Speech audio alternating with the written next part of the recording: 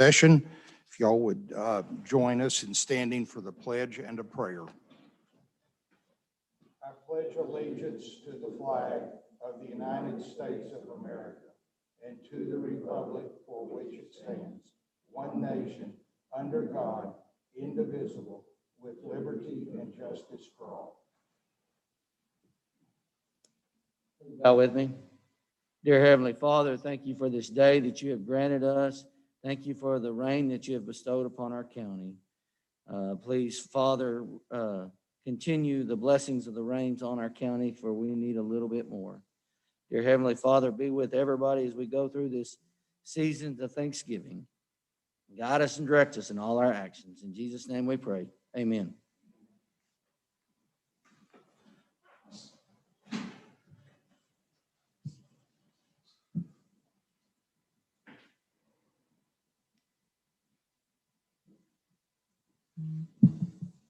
Item 2 on the agenda is review of the minutes of October 29th and November 9th. Have the members of the court had the opportunity to review those minutes?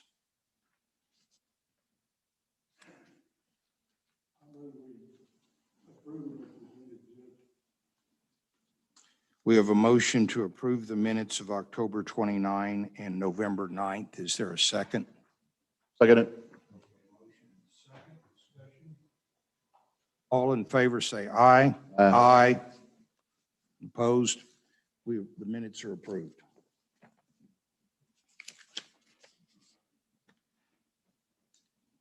Audience with individuals. We have had 2 individuals sign up to speak, both of them concerning the wind projects. Mr. Cohen and Mr. Tiemann, do y'all wish to speak now, or would you prefer to wait till we get to that item on the agenda? Okay. Okay. It will be about 10 minutes. Okay. Okay.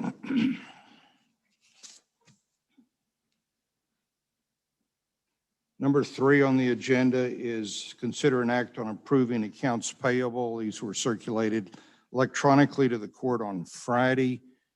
Any comments or questions on the payables?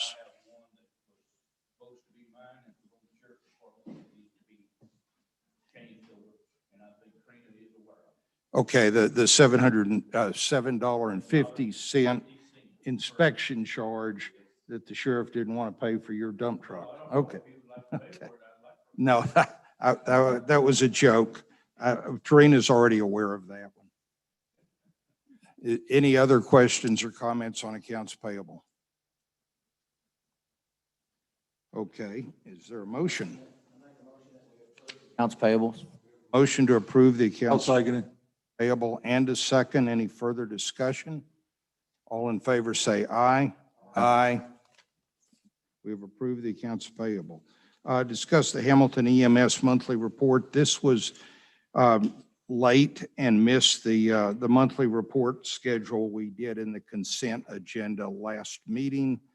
So here it is. There's was one day in, I think it was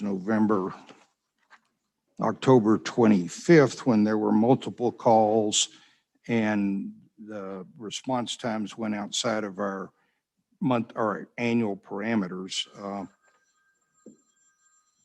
Whoever's phone that is, if you would please silence your phone. Hope it's not.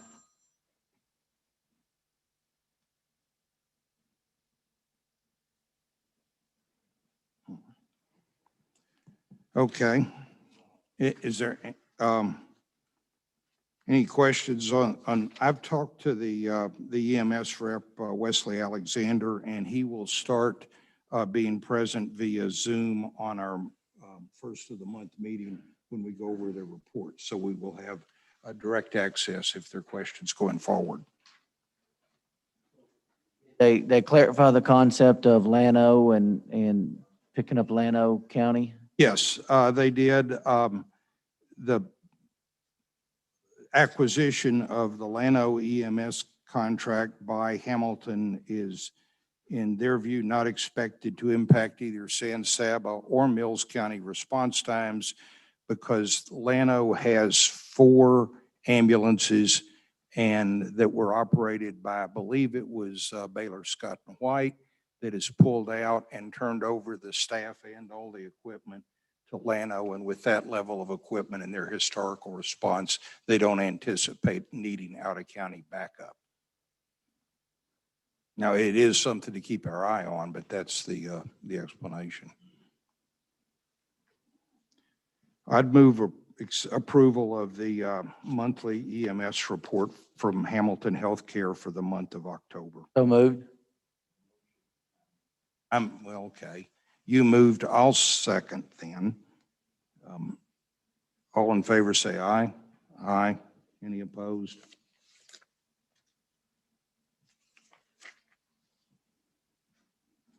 Next item on the agenda is to consider an act on the Pretty Wind Project LLC property tax abatement application. And at this point, I'd call on Ray Cohen, who has signed up to speak. Mr. Cohen, if you would, come up here where you could get on the camera and use a microphone. So I've learned that we actually have a remote audience that watches this on YouTube and would appreciate hearing what you have to say.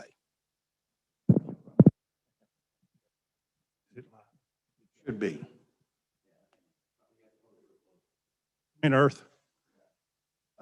My name's Ray Cohen. I'm sure this is like a broken record to the court, but all I'd like to ask them to consider is increasing the setback from a non-participating residence to 2,500 feet. That's based on my experience living 2,500 feet from one for several years.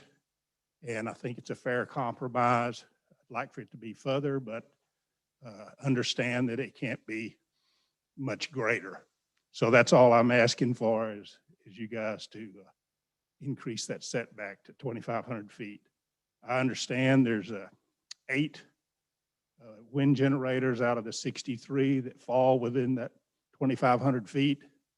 And looks to me like that some of them could be relocated or maybe all of them. Thanks. Thank you, Mr. Cohen. Commissioner Williams, if you don't mind. The other person who signed up to speak is Roy Tiemann. Mr. Tiemann, if you would come up and take the newly wrapped, sanitized microphone.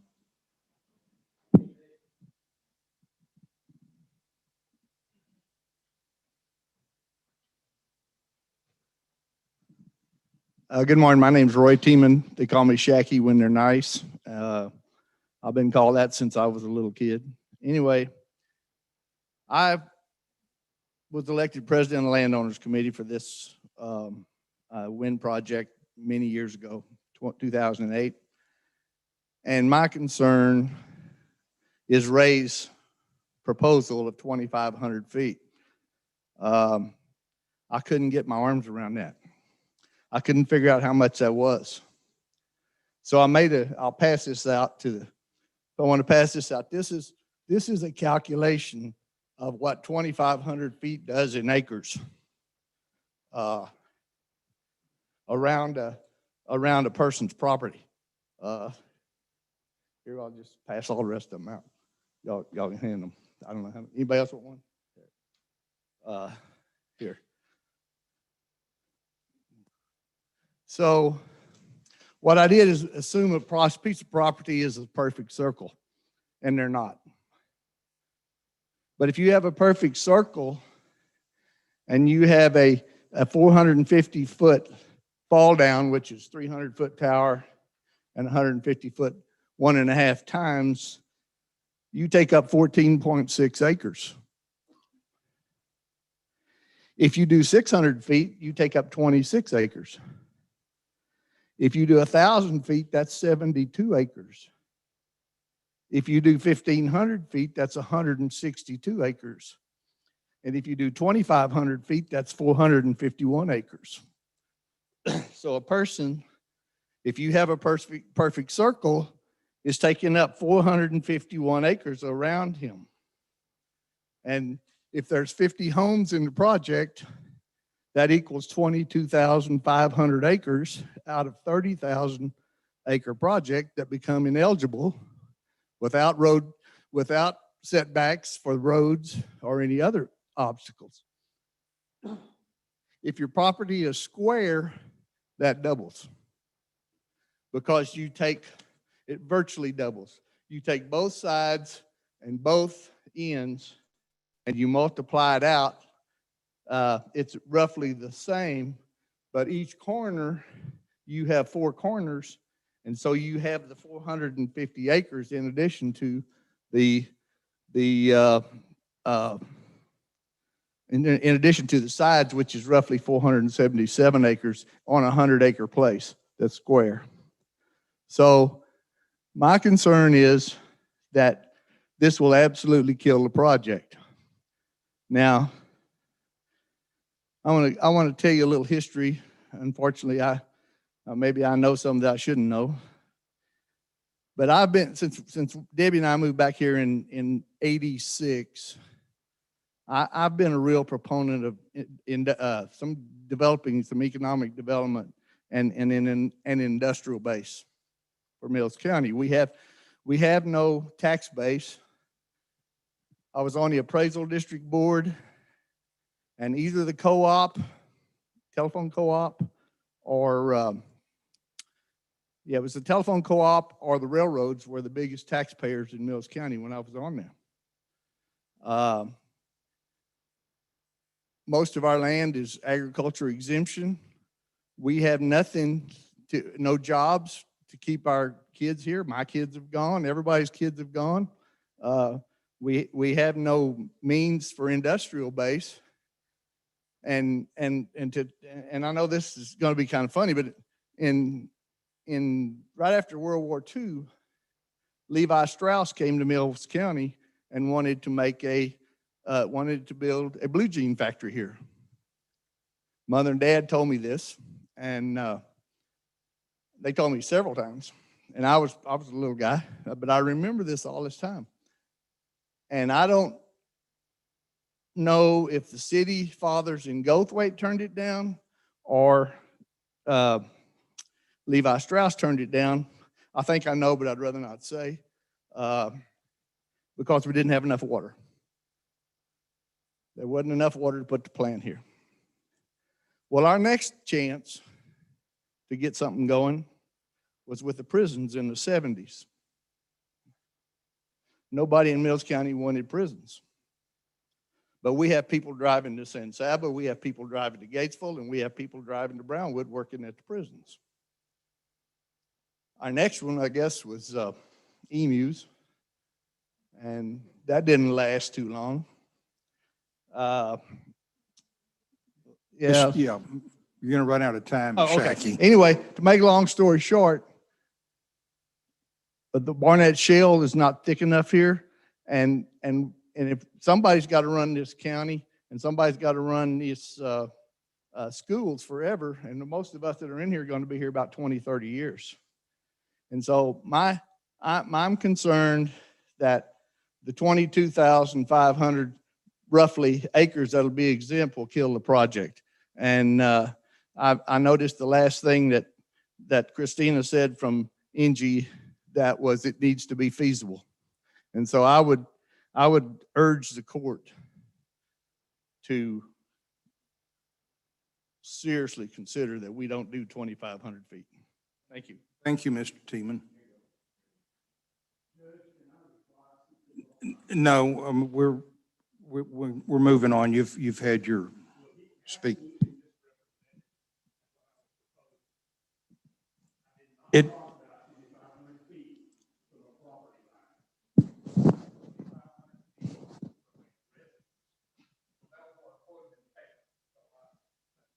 Okay, thank you both. Well, I think the points are clear. Moving on to the discussion of the abatement agreement. Our counsel on this matter, Jeff Allen from Sweetwater, I see is on the present via Zoom. I will let him speak for himself, but he and I went through this, the agreement we received back after our discussion a week ago in court. And our belief was that it was actionable and ready for a discussion and a vote today. It was in the red line highlighting the changes from what we talked about a week ago was in the box on the commissioners last Friday. There's a lot of lawyering on the example, in the language, but our counsel finds it generally acceptable. I want to give you my view on the business points. The agreement includes a requirement to post a bond for the removal of the turbines at the end of a project consistent with state law. The language changed, the concept is still there. The road use agreement is cross-referenced and cross-defaulted. We discussed last Monday, or I believe it was Mr. Cohen raised the issue of needing definition of occupied residences. And there was a lot of language defining an occupied residence, and everything we put in there was accepted by the company. So that is now in the agreement. The setback from occupied residence has been increased from 1,500 feet to 1,600 feet. The annual pilot payment per megawatt has been increased from the application of $2,481 to $3,100. The minimum project megawattage has decreased from 250 to 242 megawatts. That's the minimum contractual size. The contractual employment minimum dropped from 8 to 5.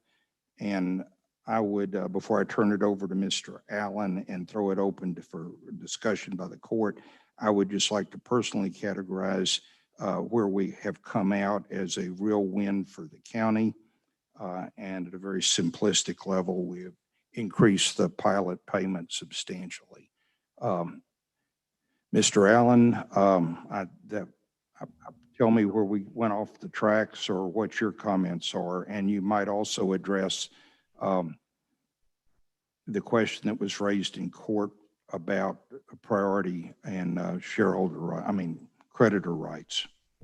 Yes, sir. As far as the abatement agreement is, I'm satisfied with where we've gotten on it. As far as the document goes, it is in line with what we would normally have. It has additional protections that we haven't gotten in other counties. So I'm pleased with where y'all have gotten that agreement.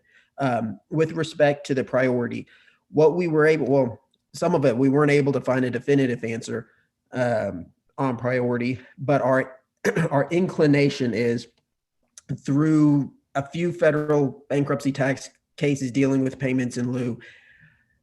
My opinion would be that it wouldn't necessarily have the same priority as a straight tax abatement if we were just leaving those taxes in place. Primarily, there's some cases on payments in lieu of taxes, not specifically abated ad valorem taxes, but defined as payments in lieu of tax, which refer to them as something separate from tax. And more over, it's my opinion that given the benefits of the pilot, the reasons that we avoid rollback elections and things like that, if it became an issue that came up someday and a court decided, there would be an articulable argument that said that a pilot payment should not be treated the same as a tax payment, even though functionally they're achieving the same thing, but you could make a articulable argument that it is something distinct. In that respect, the risk there probably with this particular abatement is outweighed in the pilot payment, which is strong and that we're pleased with. The risk for bankruptcy is very low. We've never seen that be a problem, especially with a company like the one you're dealing with the abatement in front of you right now. And it would look like, even in the event that happened because of your rights under default and those sorts of things, worst case scenario, it looks like it would only happen or be applicable to maybe one tax year where we would have that problem, because after that we would be able to terminate the abatement. There would be no abatement on future taxes. Prior taxes would already been paid, so it would probably only affect 1 year if you really got down and tried to game plan what potentially would happen. So In Nolan County, you've had an Enron project that came through that scenario without a hiccup, correct? yes, Judge, we've had several projects here that the companies went bankrupt. One was an Enron project that's here. Another was a couple Babcock and Brown projects. What we've seen is those projects tend to get assigned, taken over, and as far as the county has been concerned and our clients who are landowners, they've never seen a blip in anything. They wouldn't know it. All that gets filed is the various assignment papers in the courthouse and makes the title to them look a little messy. But otherwise, we've never experienced that as a problem enough to the point that I'm comfortable with it saying that the likelihood of a problem like that occurring in a project like this pretty project is very small. Are there any questions from the court for either me or our attorney? Earl, have you had a chance to look everything over on the abatement on this, on the default in case they have a? Well, I mean, I would agree with what he said. I mean, I've had a little experience years ago in collecting taxes. Oh, let me get a microphone to Mr. Hale. I will make sure he can be heard. I was just saying, I've had some experience in collecting taxes through bankruptcy, and the courts go out of their way to make sure that the taxes are collected. They have priority and they don't go away.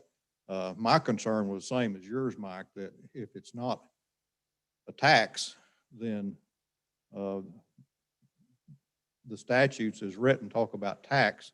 They don't talk about contractual obligations. And so I probably shouldn't say this, but knowing the experience I've had with bankruptcy judges, they try their best to discharge debts. And if they can find a reason for doing it, they'll do it. So I'm just, I suspect there's not a whole lot of law on it. So I guess it's just some risk involved. You don't know what would happen until it goes through the courts and it happens. I guess that's my opinion. Judge, also, if you don't mind, what happens to us in a situation if we decide to remove the INS and also the road and bridge fund out of this abatement? How does that work? Everything is just dollars and cents. So how many extra tax, let me turn it around and ask you, how many extra tax dollars would be paid by the project in those scenarios? Well, we just have to get Corinne to run the numbers for us. Well, could you not run the numbers? I haven't. No, I haven't. I just. Okay, so this is a theoretical question. Well, roughly 10 cents on 10% is the road and bridge, and I believe the INS is just a little over 8 cents. I might point out to the court, I think this thing came in with a request for a 60%, 40% abatement on county taxes, which was the whole thing. The pilot program that has been negotiated is a abatement of 39%. So it is substantially less than a 60-40. And so if you wanted just to look at dollars, you could say that difference is over 12 cents. So whether you call it an apple or an orange, the money's been achieved.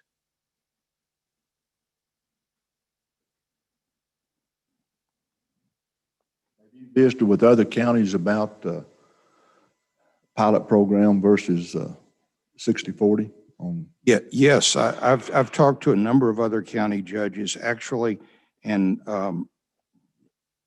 our attorney has the experience in counties probably I haven't even talked to, but the other counties are uniformly doing the pilot program, at least the ones I talked to, for a number of reasons, the primary of which was certainty of payment amount, avoiding the uncertainty of the depreciation curve on the equipment, on the tax values, and how it interplays or doesn't with the truth in taxation laws and the requirement for election over changes in your tax rate of more than 3.5%.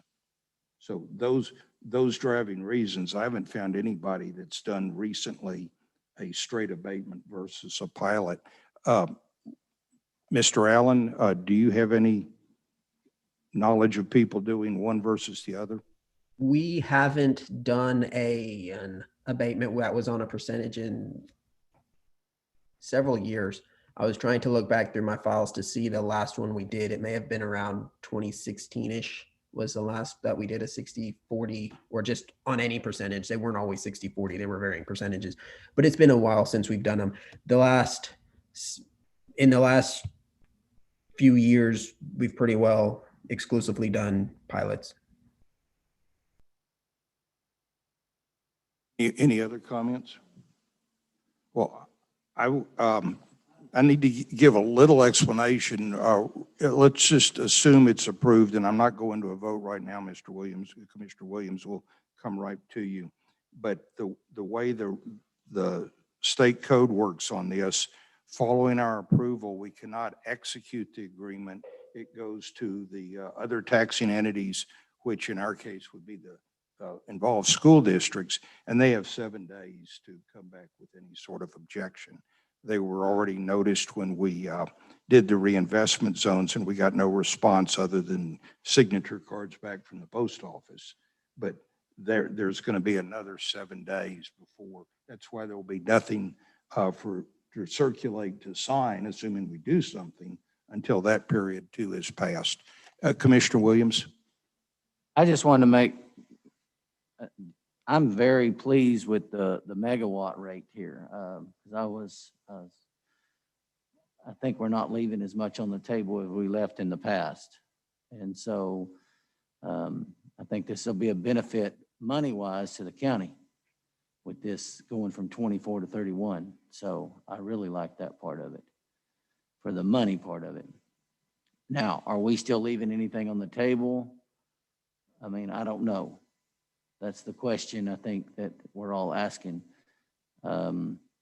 On the setback issue, since that's the two things that have been brought up in court, not much change from 1,500 to 1,600. I agree with that. I mean, so that's kind of like staying right there where it's at. So I don't know, is there something that we could maybe negotiate a little bit more on that? That would be my only question that I'm seeing right now on this abatement in front of us. I agree with Jason about the setback. I believe if we could probably raise that up to 2,000 feet, maybe make them happy and us happy both. We, 2,000 feet was what we started with a week or two ago. And I've been told that was not practical. I believe Ms. White from NG is on the line. If you would care to speak to that, Ms. White.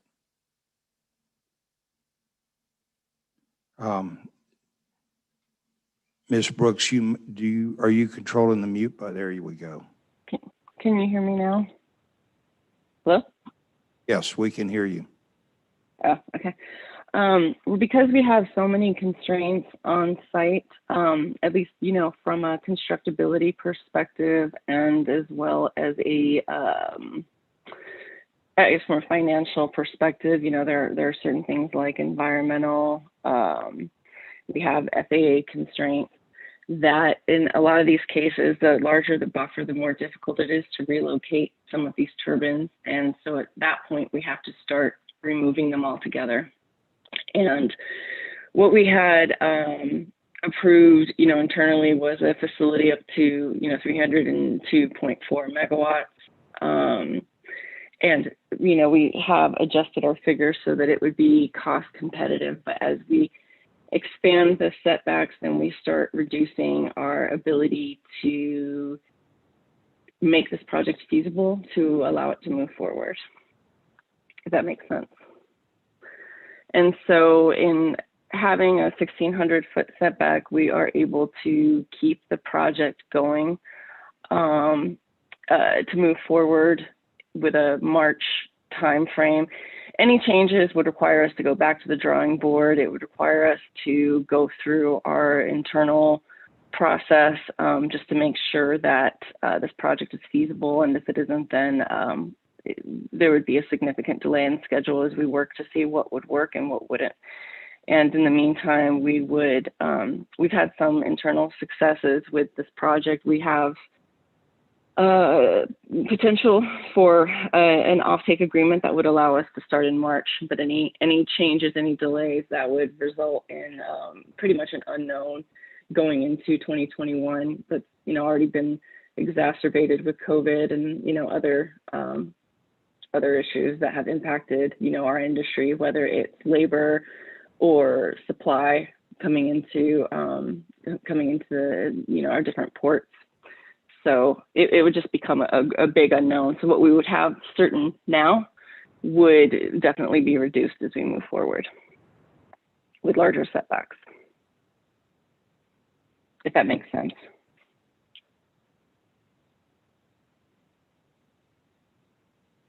Go ahead. Unknown part, because she has no clue what that would be. But neither do we.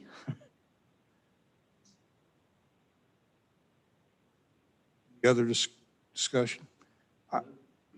Yes. Is it on the setbacks, increasing it from 1,600 feet like Christina's agreed to? Is it fair to the landowners that have made a deal with Engie to put those turbines to cut theirs back? Cut their amount of turbines back? That's what you're going to do with 2,000 or 2,500 foot setbacks. You're going to be infringing on their private property rights. Yeah, I mean, you have a point, Commissioner Guerin. Also- If you move it from one person back, you're potentially moving it off another. So it's. Also I think it's worth the risk to do the pilot program. Was going to do it up with almost $2 million more. To me, that's worth taking the risk. The tax collection on the back taxes, we're still waiting on Cherryland, and we ain't got it yet. And that's what it is. As of the program itself, I agree with you 100%. Yet I think the pilot program is probably better than the 60/40 issue on the bigger program. Yeah, the way I looked at it, I mean, there's risk in life, and you try and do your underwriting, and when you look at the financial pockets or strength and backing of Engie, it starts seeming like a fairly small probability. And given the money involved, I agree with you. That's where I came out. In a more marginal project, I'd look at it differently. Well, Has any of the court had a lot of conversations? I think Ray's talked to everybody once or twice, but has anybody else been in communication with the court on concerns or? Don and Ray, as far as that, from the court itself. I've gotten a couple of emails, honestly, I mean, going both ways. Some of them expressing exactly Ray Cohen's numbers. And from looking at a map, their neighbors, and others encouraging the county to look at ways to broaden its revenue base. And the only reason I ask that question is Judge Fox here, and he remembers, we had lots of people, sending letters on one of the first project that were totally against it. And people in his office and in our office is nonstop, and not to point out Kirk fault, but we had a bunch, and Kirk agree with me, and we haven't had that many this time. And so that's what I was curious about. So Third project, though, it's not. it is the third project. Not like they're just starting out. Yeah. I just want to make sure that we're representing all of our bases here, so. I think what we have, I mean, everything is always a compromise, and when you look at all the parts, I think this is a good deal for the county, and I would move approval of the abatement agreement as drafted for the Pretty Wind Project LLC, which incorporates a $3,100 per megawatt pilot program. Second Motion. that. Was that your motion, Judge? My motion. Seconded?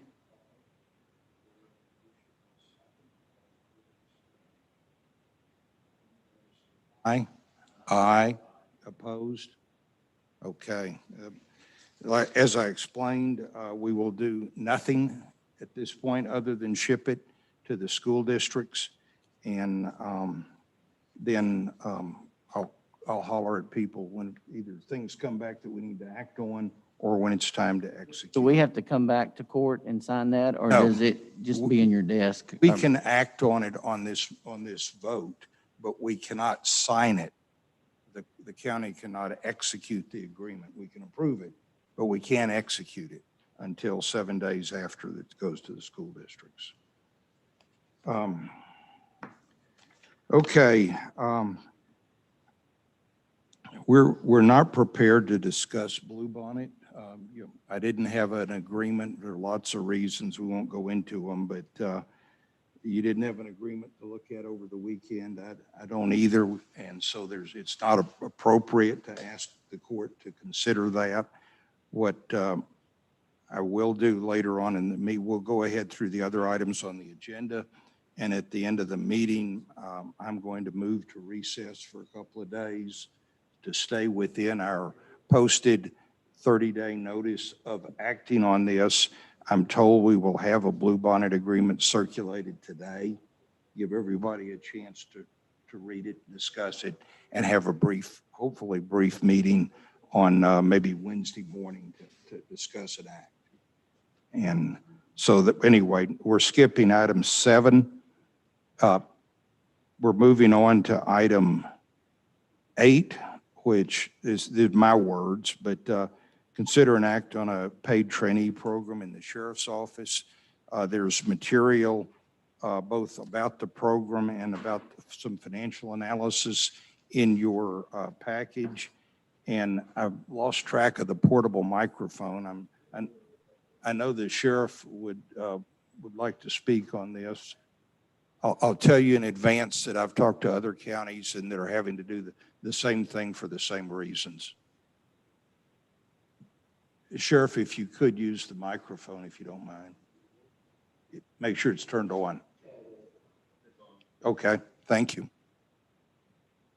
All right, well, I hate that I'm here again to beg and plead and do this again. I know we've done it once before where we sent Deputy Drake through the academy. Of course, y'all know back October 2nd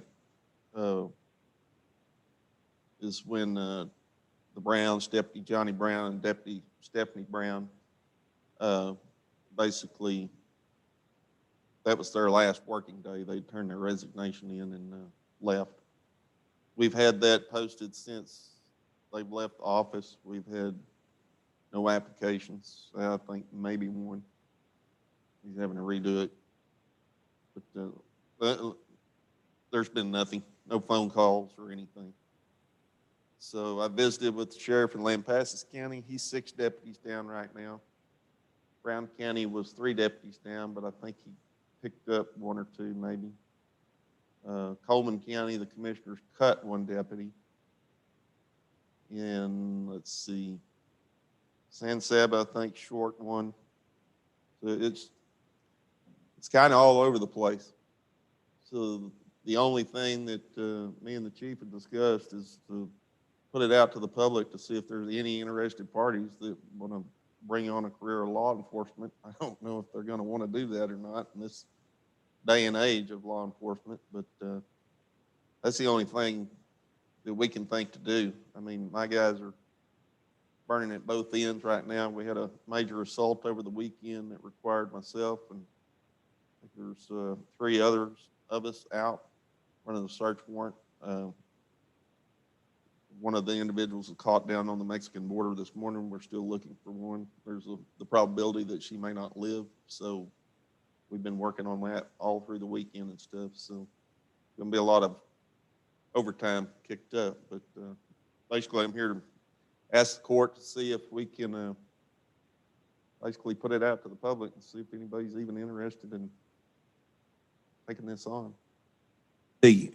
The significant thing to me, and I think I've got it in your package, is with the openings that the sheriff's described, there's budgeted money that will more than cover 2 such trainees.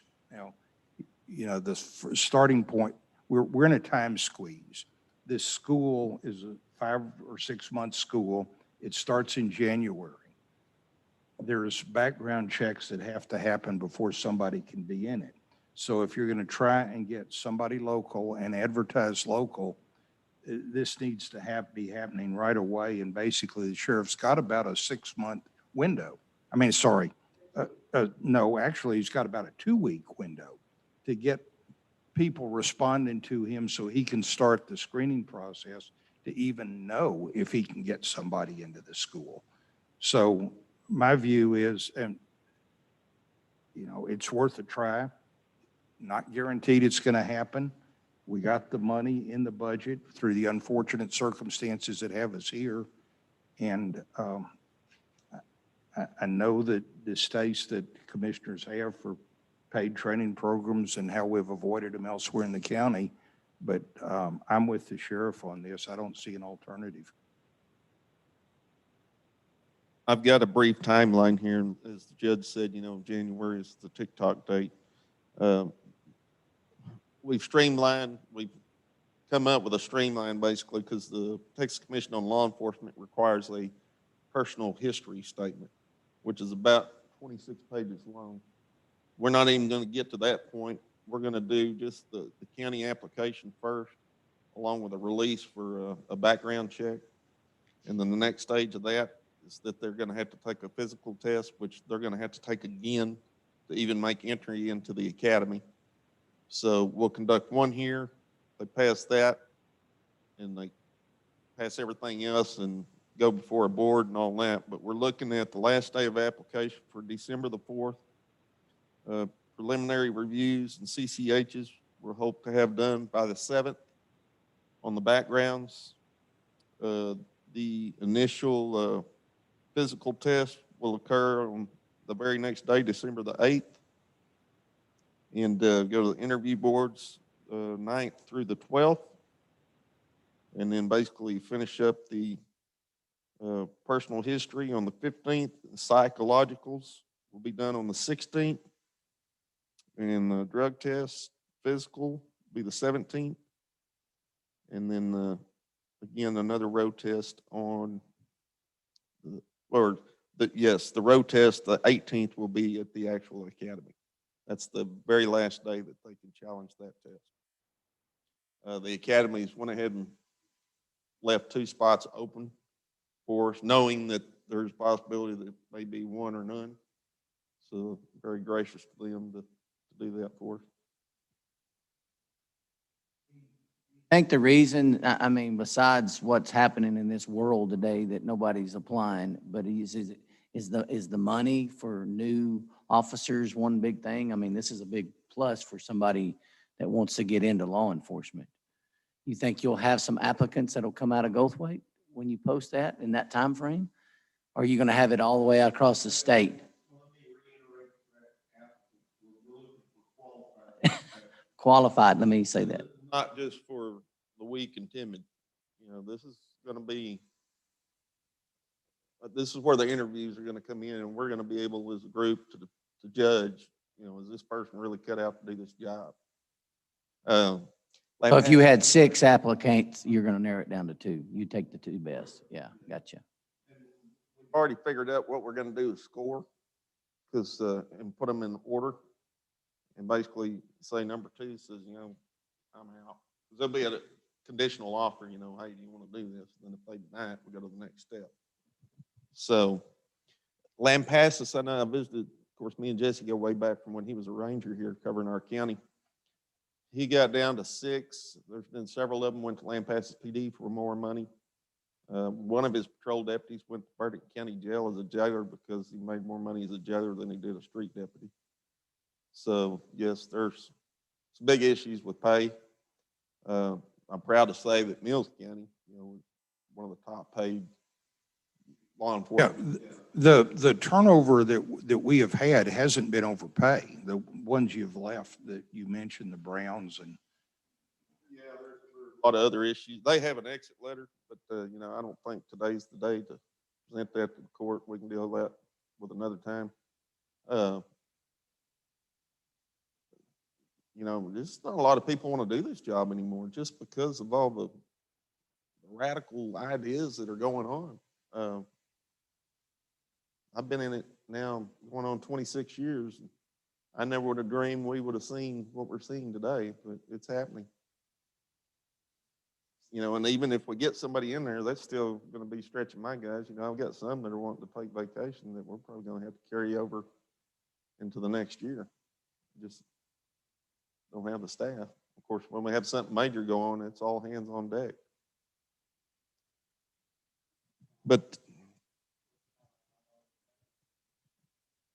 yeah, his daughter graduated college, has been working for the East Rath County Sheriff's Office, and the sheriff has offered to put her through the police academy, and she was going to do it, and then she just backed out.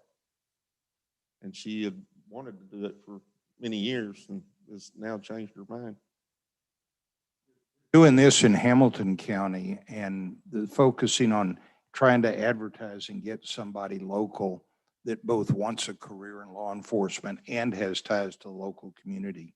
So, I mean, this isn't off the wall, and it's something that's just because we agree to do it doesn't mean it's going to work.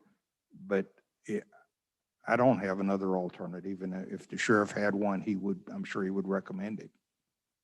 You know, and what's sad is I used to steal from other agencies, but they don't even have anybody to steal anymore. They're out of help. They don't have anybody left. Well, trust me, I've called and seen, you know, through their application process that somebody might got to shove to the side, you know, just to say, you know, hey. And some of those, they're like, well, we'll send you this one, but. And I'm like, oh, no, never mind. Are there more questions for the sheriff? I think we ought to try it, Judge, and hope he gets at least one. Is that a motion, Commissioner Guerin? Okay, Commissioner Guerin has moved for approval. I'll second it. Further discussion? All in favor say aye. Aye. Any opposed? Thank you, Sheriff. Good luck. So very much. Keep us informed on how you do. We will. And I just want to add something real quick. I hope this has worked.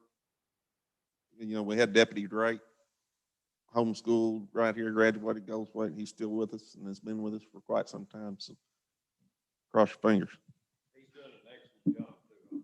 It's definitely been a success. That means he caught whoever hit Gerald's flagpole. And Okay. I want to add one more thing, Judge, Sure. and say it in front of Clint and everybody else, that I was against that program. And Clint knows and probably remembers, but I was scared that what it was going to do to conflict. And I admit it's worked out really well, and it seems to be working really well. And I wished I'd have voted for it the time then, but now this one, I'm hoping this does as good as Son Drake has. Okay. Commissioners' requests and reports. Mr. Wright, you got anything? We've got right away, we've been cleaning up on 506 got completed, and we've been working on equipment in the yard, and that's all I have. Commissioner Guerin? Guy with the Christmas lights party one day helped Jason for 2 or 3 days on moving a bunch of material. Other than that, we've been working on County Road 312 and 332. And I'd like to commend Judge Smith for his hard work on this Pretty Wind project, getting us an additional almost $2 million into 10 years. And I want the judge to know I really appreciate that. He spent a lot of time working on it, put a lot of overtime in. That's all I've got, Judge. We still at home base on 520 running rock pressure. I'm gonna be shorthand all week. We probably will not haul any base this week because of that. It's pretty hard on just one man and me. That's it. Williams? Thank my, Guy for, he called, I don't know how many, if he called all 4 precincts or whatever to come help him do the Christmas lights, and he's been able to do them all by himself and hasn't had really a lot of Jason up here. So that sure relieved me of a lot. And then I got some material given to me from Encore, and Jed helped me get that moved out. We worked together on that, and then been really nice. And then we helped Jed for a day or so, and so it's nice that we can all get together and work. And I know Mike and Robert's been working with the water trucks and back and forth. I've been seeing them go through town. So it's nice that us being thankful right now in this season that we can share and communicate between each other. Other than that, that's all the reports I have. Wanted to mention the Christmas lights. Guys, I think they will be finishing that off today. I think we replaced 50 light bulbs, some number of sockets, and then on Saturday, remove that huge beehive from the front of the see, that's the east side of the courthouse. The beekeeper has asked, and I've told him it's fine, to leave 2 box traps up in the tree. He's not sure he got all the queens. And if one comes back next spring, as it warms up, we want to catch it. So that's done. And the lights will start the day after Thanksgiving, and the window lights are on solar cells, and some of the roof lights and in the jail are on timers. But you'll see that in process. With that, as I said earlier, I move we recess the meeting. We will reconvene when we have the Bluebonnet Agreement in actionable form to consider, not to exceed 72 hours. And my plan would be to have it out to you guys tonight or in the morning, give you a day with it at least, and then act on it on Wednesday morning. So it's a motion to recess. It requires a second and a vote. So I moved, Commissioner Guerin seconded. All in favor of recess, say aye. Aye. Court's in recess.